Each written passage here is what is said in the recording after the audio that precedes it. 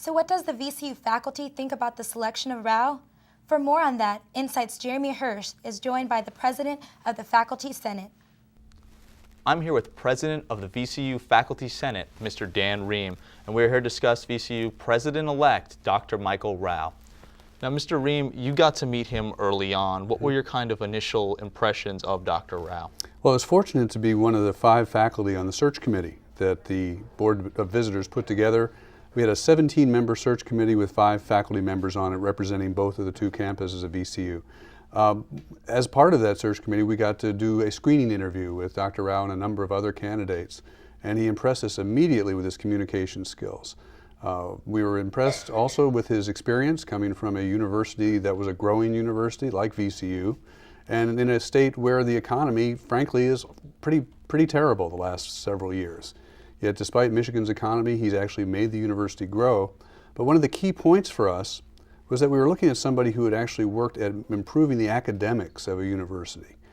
Because we'd heard from our community at VCU that that's something both the students and faculty really wanted, was somebody who could bring VCU up a notch in terms of academic quality. And we saw several efforts of his at Central Michigan University to do that. And kind of going on that with that relationship, what type of relationship do you think that Dr. Rao is going to have with the faculty here at VCU? Well, one of the things I thought was especially interesting is that I called the leader of the faculty organization, the equivalent of our faculty senate at Central Michigan, and talked with him. He said that he has never in 31 years of academia met anyone like Michael Rao in terms of his communication skills, his collaborative work style. He works with the faculty. In fact, he's written articles on the collaboration process between administration and faculty that I think has made the faculty here very excited about working with him.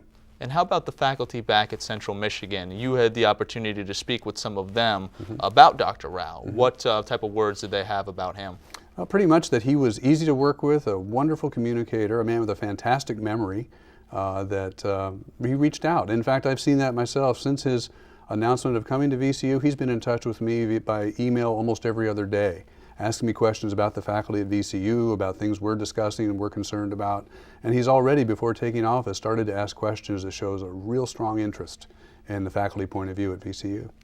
So then, with all the stuff that he's been gathering about VCU, what type of goals and priorities do you think he will have or perhaps should have here at VCU? 2 different questions, very much so there. As far as what he will have, he's taking the approach, I think, of listening, that he doesn't believe it's right to come into a community like VCU and impose his goals without hearing what VCU wants to be itself. At least that's what I'm hearing from him. So I think what he's planning to do, and of course he'll be able to tell you this himself, is I think he wants to come in and listen to this community and see what VCU wants to be, and basically form goals from what he learns there. In terms of what the faculty would like him to do, we've got many goals. We'd love to see VCU class sizes be smaller. We'd love to see better faculty salaries. Quite a few, we can put together a list for him if he needs it. If need be. All right, well, thank you for joining us. Mr. Dan Ream, President of the VCU Faculty Senate. Back to you, Nora and Brittany.